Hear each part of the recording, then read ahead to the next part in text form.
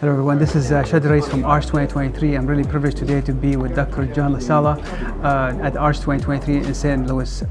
John, thanks for being with us. Thanks, John. So we're talking about supersaturated oxygen for patients presenting with acute MI. It's technology been there, but not yet acquired to its full potential.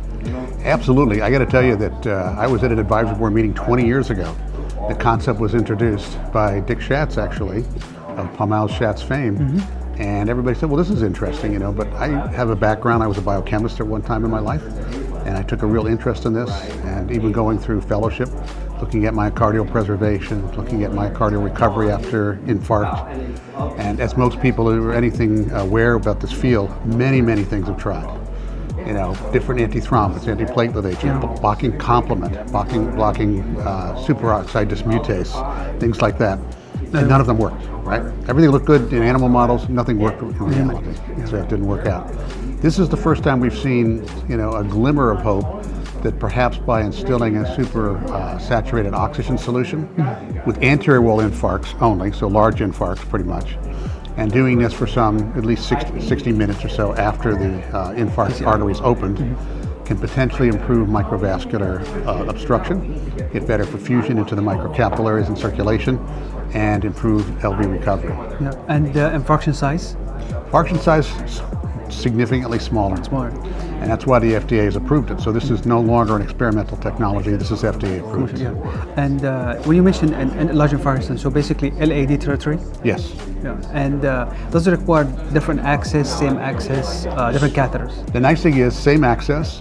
You're done, all your gear comes out, and you put down a 5 French catheter that's going to be a direct infusate into the LAD.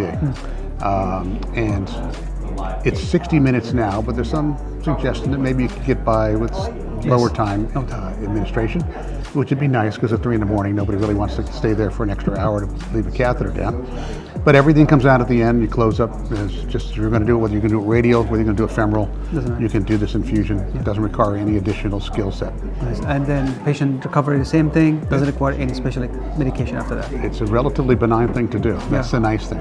And I think that the data is very compelling. Yeah. So what is the barrier of not seeing it more in the labs?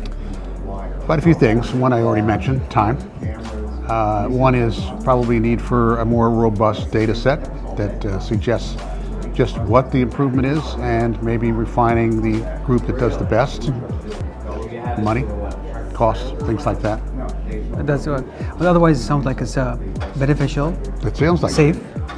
After 35 years of following this field to lesser and greater degrees, this is the first thing we've seen that, at least in humans, looks potentially good. So we should make it more aware, so the cardiologist can ask more and demand administration for any capital for the following year or something. I think you have to plan for it, prepare for it. Absolutely.